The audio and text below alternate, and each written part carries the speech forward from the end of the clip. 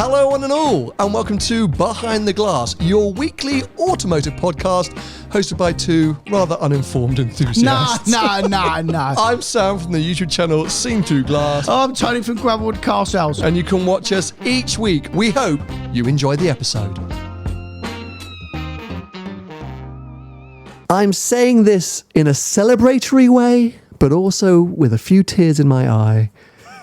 The 360 sold. I know it's sold. I mean, the whole car community know it's sold. Bloody hell. I mean, actually, ladies and gentlemen, you crashed the Collecting Cars website last night. Yeah. As the auction for my Ferrari 360 ended, so many people logged on to witness the end of the auction that you crashed the site. So, Tony, you're probably not wrong to say that a lot of the car community are aware that it's sold. Wait, they are. But yeah, my God. I'm not going to name the buyer. He wants to remain anonymous, but he is actually a listener of this podcast.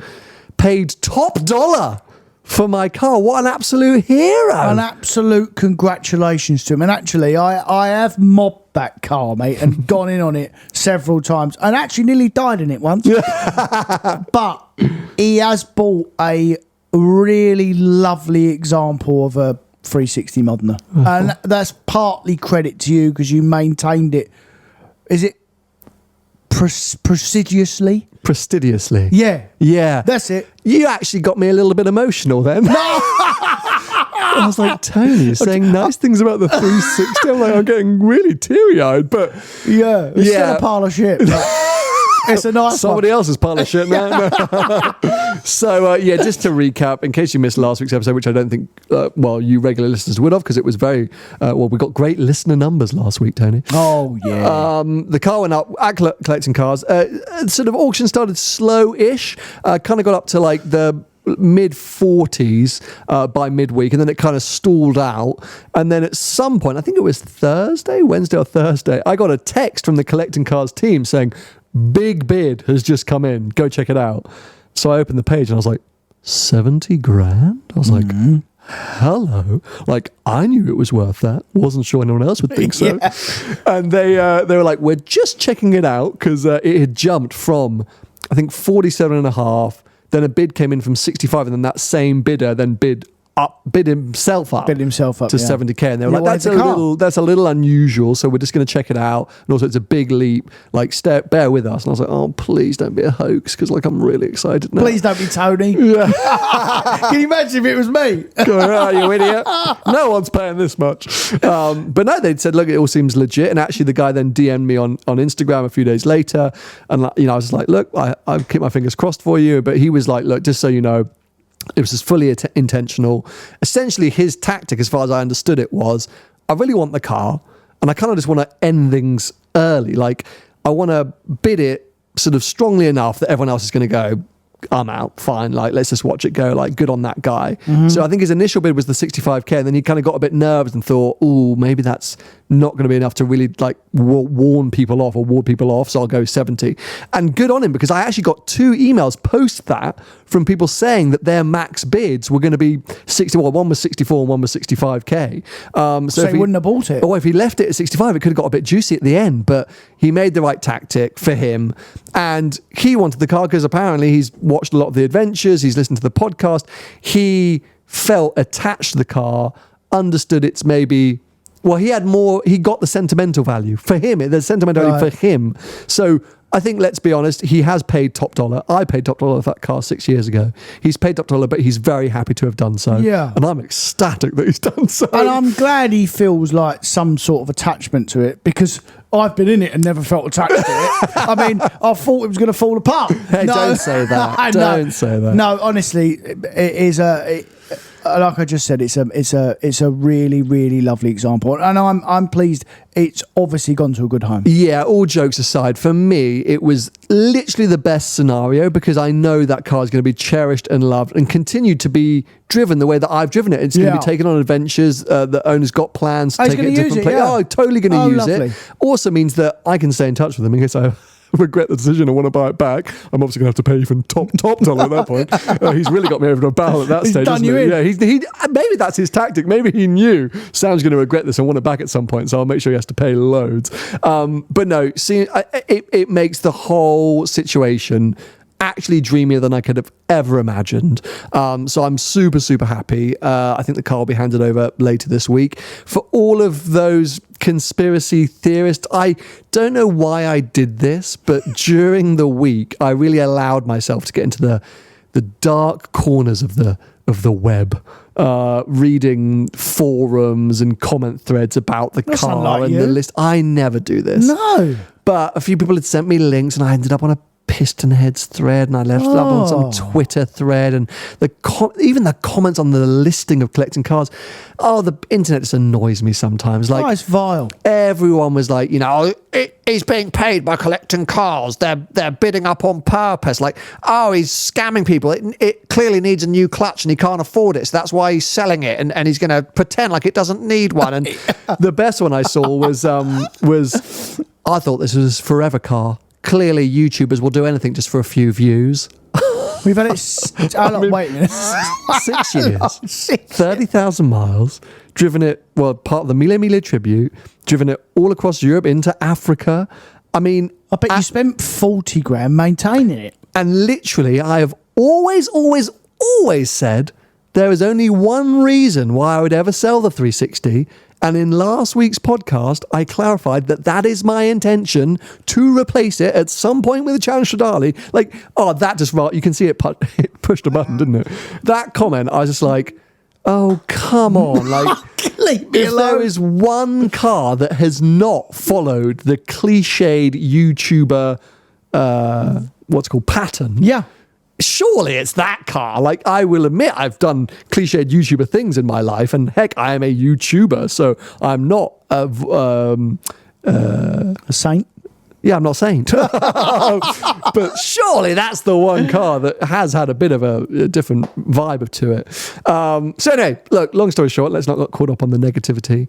Very positive experience. Huge thanks to Collecting Cars for, it did end up being the perfect place to sell it because of what we said. Because of that guy knew that he was prepared to pay a little bit extra because it was my car. He's witnessed what it's done. He knew everything it's been going through. That wouldn't have happened if I just shoved it up for sale with you. We would have to have figured out a price. We weren't going to do the POA, price on application. We would have had to put a price up, and we might have undersold it because I think realistically, I probably would have listed it at, I would have forced you to list it at like 62, 63, maybe even 65 grand. You would have gone, it's never going to sell. Well, yeah, I would have said that, but my biggest reservation for selling that car would have been trying to put a warranty on it. Well, From my point of view, very good as point. in from a dealer's point of view. Very good point. I have a liability, so You do. that's It would have been fine. Car's in great shape. Orders just serviced it. Oh, Literally. perfect. He's a joker, that man. Yeah. I sent him the car saying, look, can you do the handover because I'm going away, and just give the car a quick once over just to make sure it's in good shape for whoever's going to pick it up. And he texted me going, just serviced it, replaced 2 ball joints, won't need any work for 12 months. I was like, oh lovely. I mean, mate, you could have made some money there. Oh, good Should have lad. unscrewed some stuff so that whenever the buyer came, he went, oh, well, we're going to have to fix that. What a nice man. He's just a hero, that man. And don't worry, he will continue to be on the channel with whatever my next car will be. And actually, just I on didn't that, think he serviced Romers. don't, because a lot of people are still on the Roma chat. Just on that, so the Challenge Stradale hunt, I suppose.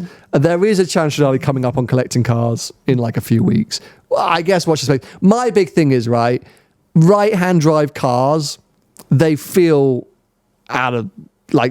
impossible. Like, they're circa 200 odd grand, I think. Left-hand drive cars just aren't coming to the market. I am sort of spec specific. I have a sort of idea of what I want. I mean, I know you're all going to send me Challenge Stradale links because you are. But anyway, look, the 360's gone. I'm now in a position to move forward. So I'll keep you up to date. Watch this space. Hopefully it's not going to be long. There'll be news to share, I'm sure. There'll be news to share. Anyway, she'll move away from the 360. Yeah. I actually wanted to talk about the market in general, really, because aside from my car, and actually reading a lot of those comments on the Piston Heads forum and Twitter threads, the market in general is down. I think a lot of people were like, wow, that's a lot of money, especially in this market, was the comment I saw a lot of. And in recent weeks and months, on Collecting Cars, on Bonham's The Market, on these kind of auction sites, because auctions, I think, are the interesting way to analyse it, right? If you look at Auto Trader listings, no matter what the market's doing, people can still advertise cars for whatever they like. We can, yeah. But at least an auction shows you what cars are theoretically selling for in any one moment. So talk to me, where are you at? What are you finding? How do you analyze the market? And what I want to know is, what are the juicy bargains at the moment?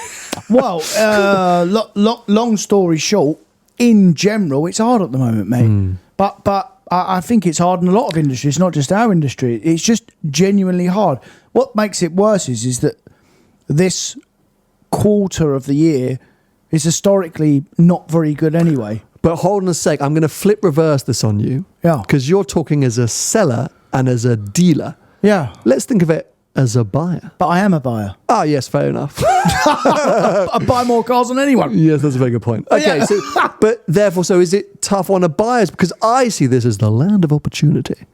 Do you mean it? Like a Lusso, V12 Lusso, green and tan, went on collecting cars, 130 odd grand. Yeah. What a car. They're like usually like 190, 200. So I'm like, oh, I should keep my eyes peeled here because I can pick up, I don't know, a Cayman R for 25 grand. Oh, yeah, woo. Which sounds like too much money to me. But No, Cayman R's are like 50 grand these days. lovely. Yeah. So it's bad news even in the world of buying, you think? Well, we are, as you know, we're a holder of stock. Mm-hmm. So obviously our stock depreciates, but so does every other car in the country. So when we sell that depreciating stock, because that's what happens, we then buy at not the same price that we bought the previous car for. Sure. So everyone suffers. The general public suffers. The dealers suffer. But at what point? Because, okay, fine. So let's take Cayman R, for example. No, let's take that.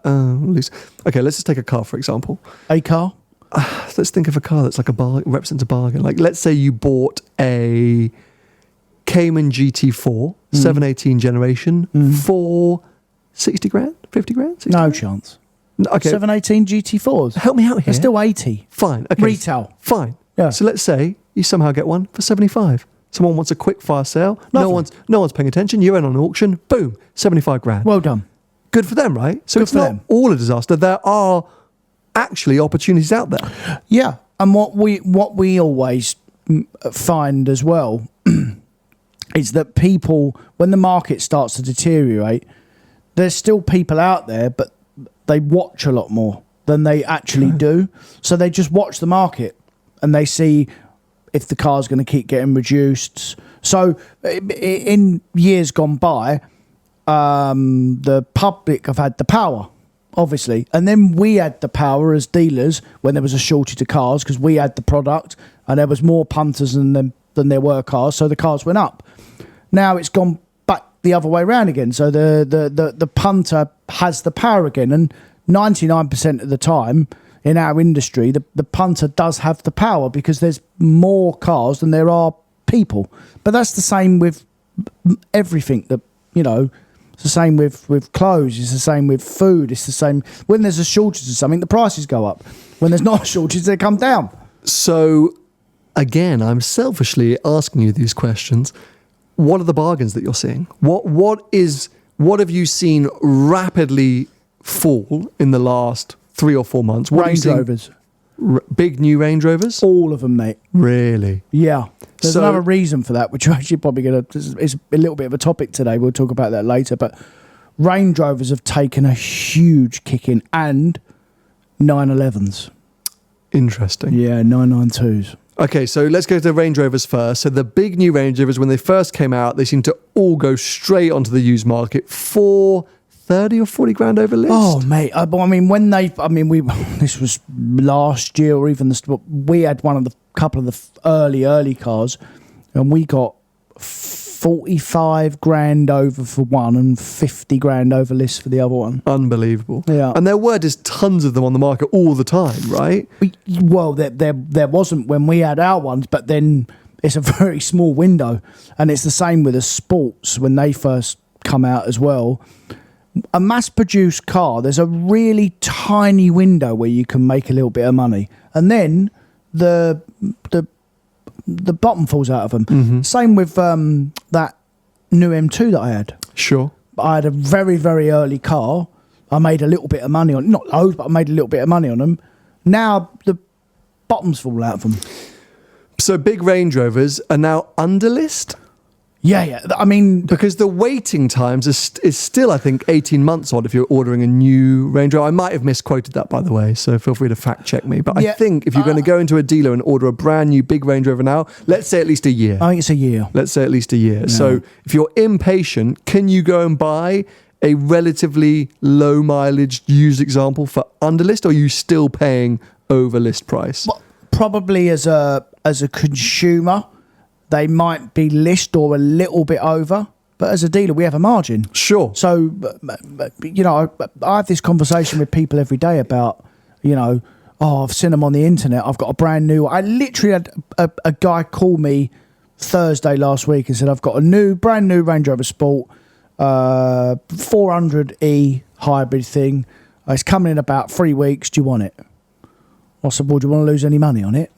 And he said, no, like, I at least want my money back. I said, well, you cancel it then. Yeah. Because, you know, I've got to have a margin. Of course. And what the general public obviously have to realise as well is that when the demand comes off, the dealer margins get bigger because they have to, because we hold the stock for longer. That's exactly why we have a dealer margin, because cars depreciate. So yeah, so if the car is worth 100 grand to a buyer, you're going to buy it at 80 because it might sit on your forecourt for 4 months, and in that time it will depreciate. Well, so is that how it works? Well, it's all an average, mate. I mean, I'd like to buy a car for 80 grand and sell it for 100. It's not quite that much, but yeah, but I know what you mean. That margin is there because if it ends up on the forecourt for 4 months and then does depreciate to being worth 90 or less, you've done your money. Fine. So then at that point, you're then holding a big asset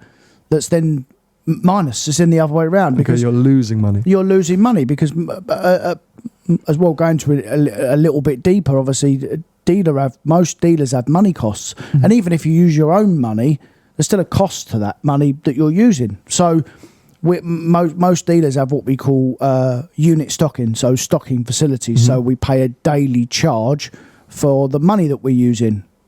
All dealers with decent stock, they'll have that facility because most people don't fund it on their own. So it's a ticking time bomb. Yeah. So all the time the car's in stock, there's a daily charge for a percentage of the money that the car's got borrowed on it. Okay, so then to flip it back to the general punters, to buyers, our listeners who, you know, obviously coming to maybe looking to buy a car. Yep. Actually, if a car's been listed with a dealer for a long period of time, is it harder for a customer to kick you in the balls because you're already losing money? So, for example, if you've got a 20 grand margin in a car, I know you don't ever have a 20 grand margin in a car, but let's pretend you did. Someone could come along and maybe just be a really good haggler, or you just want to get rid of the car and somehow manage to get 10 grand under your asking price. I'm just making all of these figures up, by the way. However, if you've held that car for 6 months and it's now 5 grand or 10 grand in the red, as in you've lost money on it, they're never going to be able to come and go, well, you've had it for 6 months, so I'm going to offer you 20 grand under what you're asking, because clearly you just want to get rid of it. Because am I making any sense here? So well, you are, the numbers are extreme, but you are making sense. So basically, every dealer on how they evaluate stock, depending on normally the size and whether it's a dealer group, they have policies in place of stock holding. So the powers of the internet now, whether we like it or not, when you can see that from a positive or a negative, is that everything's there to see. There's no such thing as marking cars up anymore, where you used to drive around a showroom and before the internet and people would mark the cars up, they put them up at way too much money. You can't really do that anymore because of the internet. You can, everything's on a piece of paper, you can see it, it's all in front of you. Sure. So as far as I'm concerned, cars sell on price. I am more or less an internet business, and that's how I sell my cars. So, but if a car's been in stock a long time, then you have to take a view on it. Yeah. Because you take a view on it because, one, you want the money back, and you want to buy the next bit of stock at the lower price because the prices have changed. So it really all depends on the dealer. Some dealers have got really aggressive stock policies where the cars have to go. They're run by accountants, the big dealer groups, and they have a 90-day stock policy, and the cars have to go. They just get rid of them, even if they get rid of them in the trade. So we buy cars within the network where they could have been advertised at another dealer for 90 or 120 days, and they just come out of them, and they blow a load of money on them just to come out of them and refresh the stock. Okay. I don't necessarily do that because most smaller independent dealers, they don't do that because they take a view on it differently. So, but then you switch it on its head and you go, well, actually, why am I reducing my cars anyway? Because it's so quiet. There's no punters out there, which is what's going on at the moment. It is just genuinely quiet out there. So just sit tight, basically, and wait for the punters to come back. You're carrying your overheads, aren't you? So you need to try and do something, but it's a double-edged sword, mate, because sometimes it doesn't matter how cheap a car is. If there's no punter for it, you're not going to sell it, are you? Yeah. So as I say, like, so I think there's always a thought as a casual buyer or as an observer that, if a car's been with a dealer for a long time, that's when I've got the chance to kind of go in and go, well, you haven't sold it for ages, so I'm going to just be really aggressive here. But actually, you might have less of a chance if a car's been with a dealer for longer. Do you know what? The perception of the general public is always weird because people think you put a car up for sale and if it doesn't sell within the first week, there's something wrong with it. Yeah, okay. And the average stock turn for a lot of dealers in the country is between 50 and 60 days. Okay. So it's not uncommon for people to hold stock for 2 months. It's not uncommon. It was uncommon in COVID times. You know, I think the average went down to like 15 days. And I'm talking probably as an average right across the board. Sure. Some of the bigger stuff takes longer.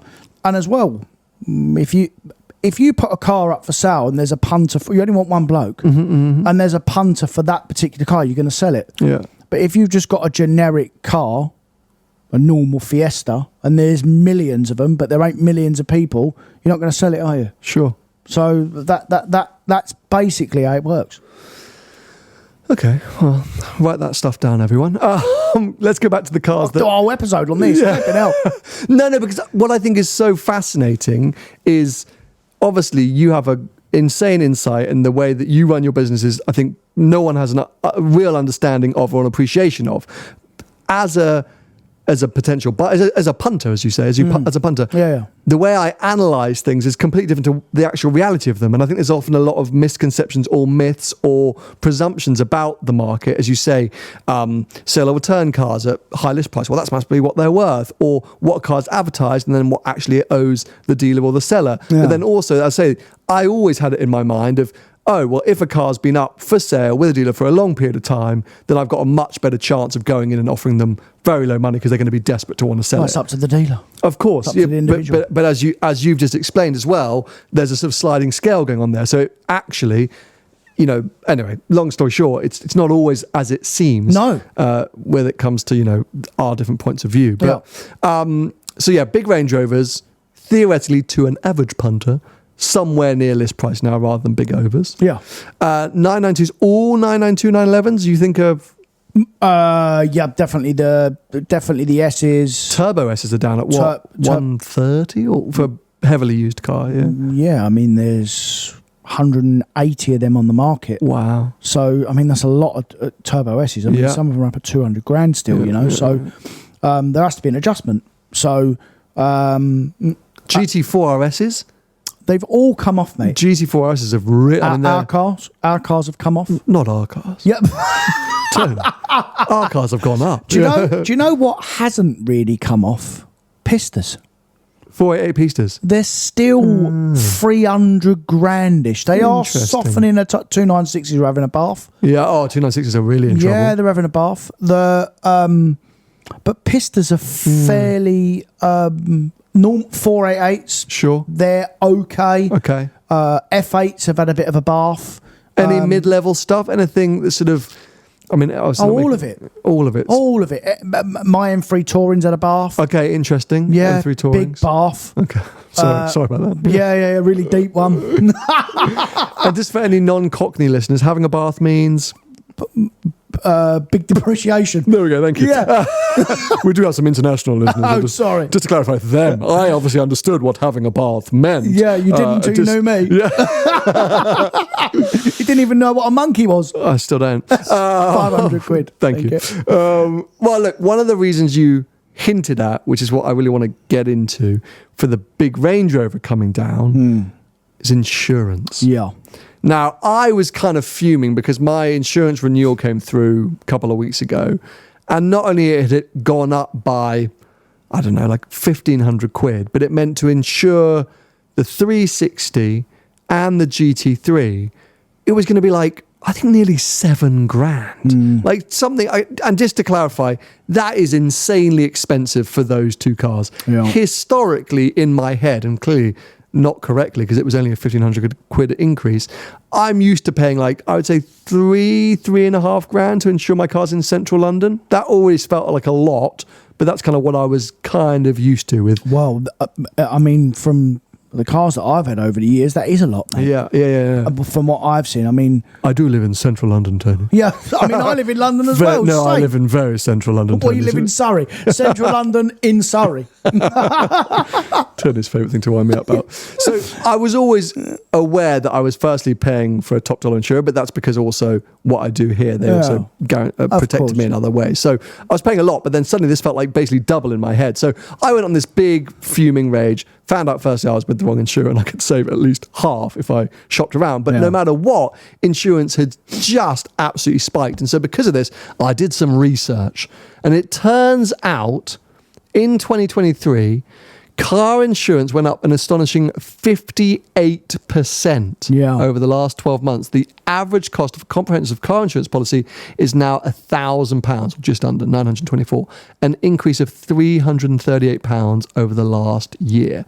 Now, this is seemingly, across the country. Where's the 58% come from then? Did you say over 3 years, did you say? 58%? No, 58% is over the last 12 months. Right, but you said it's gone up by 300 quid. That's not 58% then, from 700 to the average cost has gone up. The average cost has gone from 900, has gone up £338 to 924 quid. Yeah, but so it would have been 600 quid originally. So that's not 58%.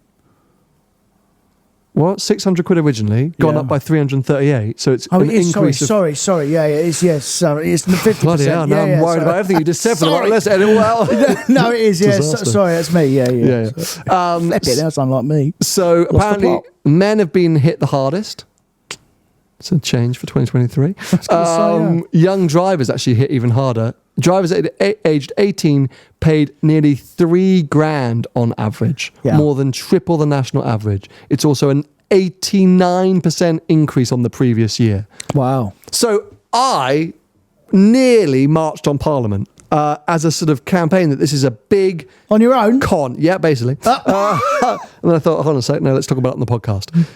So I know why people are claiming insurance has gone up, but where does this sit with you, Tony?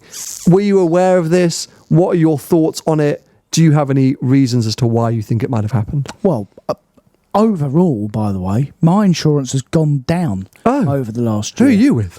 Yeah.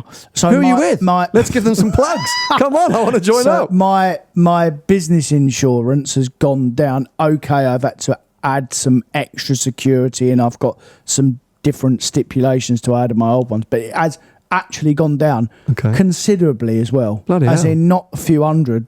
But that's business car insurance. That's my work insurance. Oh, let's just talk about car insurance. I don't know about other insurance. This is I do. This is car insurance. Well, hold on a minute. What do I do for a living? No, I know, but that's business. But it's car insurance, no?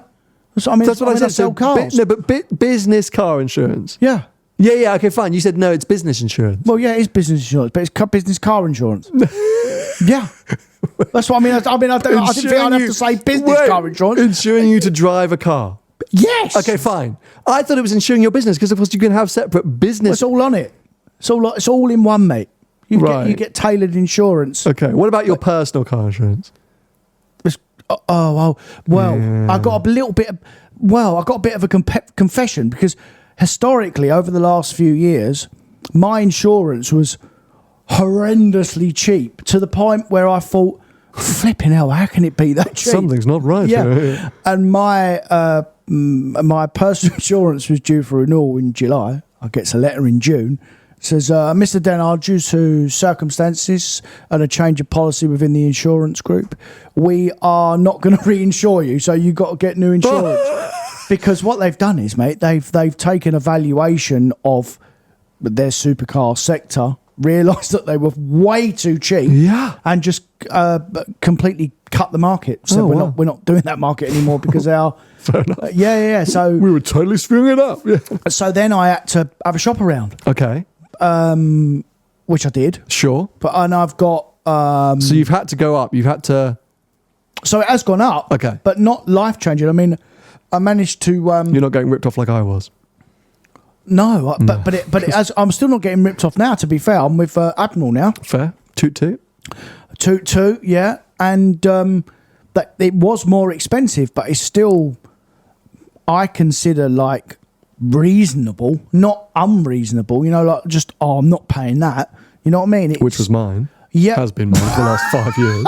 I've just been scammed, is what I've worked out. I've essentially been scammed, and I was just like, oh sure, okay, fine. That sounds normal to me. Yeah. £40,000. Why not? Yeah. Please. So it was fine. And I've only got the one car. I've only got the GT3 now. So everything else is on the business insurance. Yeah. Okay. So then why are you thinking that insurance has gone up so much for the nation? Well, it's a pot of money. So basically, the insurance bureau, or whatever they're called, they all work off a great big pot of money. So what's obviously happened is that pot of money has diminished over the last year, and they need to pass that on to the consumer. I think they're taking the piss a little bit, because as we've seen with the oil companies and the energy companies and the food companies, they always put a bit more on for themselves. But obviously, there's been a lot more claims.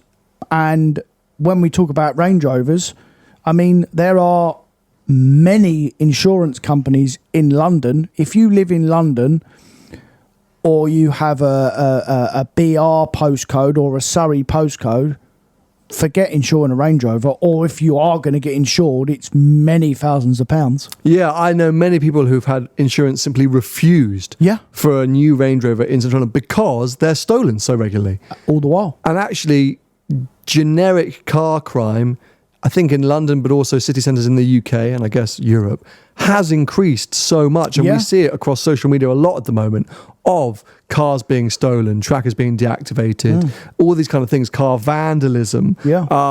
And therefore I understand why insurers are increasing their premiums on street parked, or even just any London. Their liabilities change, mate. Yeah, it for sure is much higher risk. And let's not forget the price of vehicles has increased. So they're now having to insure more expensive vehicles in more uncertain times. So I don't I get that. I expect it. If I'm sitting here watching cars getting broken into and nicked and hearing from all my friends that cars are being stolen, okay, fine, insurance in Central London is going to go up. I get it. But 58% year on year seems really extreme. And actually, the research is pointing its fingers in another direction. All right, well, let's use an example, right? Let's flip it on its head, right? Let's look at it and the fact that cars are more expensive now, which means they're going to be, if they're stolen, they're going to pay out more, or fixing them. It's just going to cost more money, right? So let's do an example. The old shape BMW M4 was 55 grand for a new one. Sure. A new one is 85 grand. So it's 30 grand more. So how much has that gone up by? That's over 50% that's gone up by. Okay. So that's probably, I mean, they are putting a bit on top, the insurance companies, but as cars get more expensive, they become naturally more expensive to repair, and insurance premiums have got to go up. Yeah, but I think, as you say, it seems that they're pushing it to an extreme. That's a very good point, actually. It is a very good point. Costs all around are increasing. Everywhere. And also, let's not forget part supply issue. Yeah. So there's a delay on getting hold of parts to repair less things. So now, by the way. Less so? It's still a little bit of a problem, but that's another thing as well. So the older cars, so are getting nicked all the while because there was a parts problem. So they're nicking them and breaking them up and selling the used parts. So across the board, car thefts are up. Of course. So again, the insurance has to go higher. Yep. And also, we all need insurance. Like, I don't know how it works in different countries around the world. Well, not everyone does, but yeah, 99% of us do. In the UK, at least, you're insuring the car, right? I get so confused. Because in America, you insure your personal liability. The car has to be insured. So the car in the UK is insured. Yeah. You are a named driver on the policy. Yeah. It is the car that is insured. I know in different countries that's different. I'm pretty sure in America you have personal liability and then another, what liability? Yeah. So it's your insurance, Yeah. not the car's insurance. But in the UK, it's the car. So it does make sense, therefore, that as you said, the prices increase.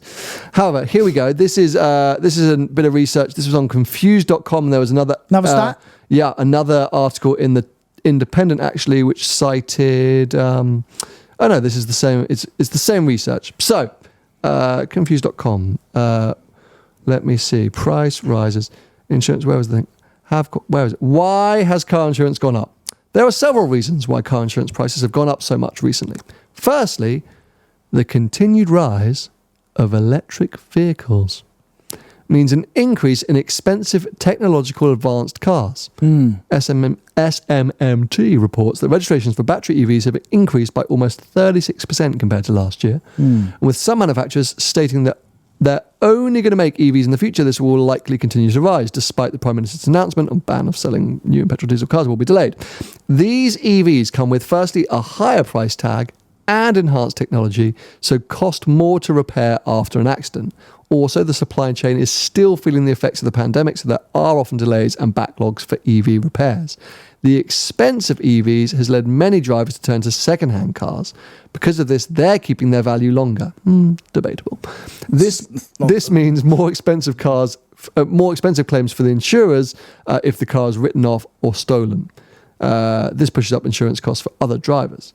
Add to that the overall increase in claims following the pandemic. Interesting. It could also explain why car insurance is so high. This despite the fact that the FCA introduced rules in 2022 to ensure fairer insurance prices.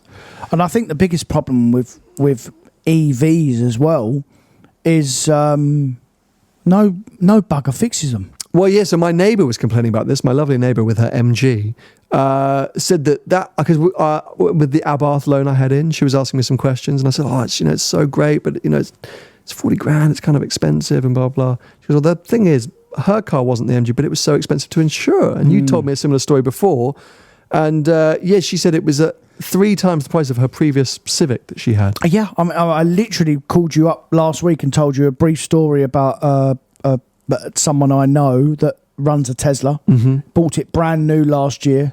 Elon Musk, being the genius that he is, said you got a year's free insurance for a reason. He goes to insure it this year. It was $2.5 grand. Wow. And he said, he thought he'd made a mistake. Sounds like he spoke to my broker. He's a 40-odd-year-old man and never had any claims, blah, blah, blah, blah.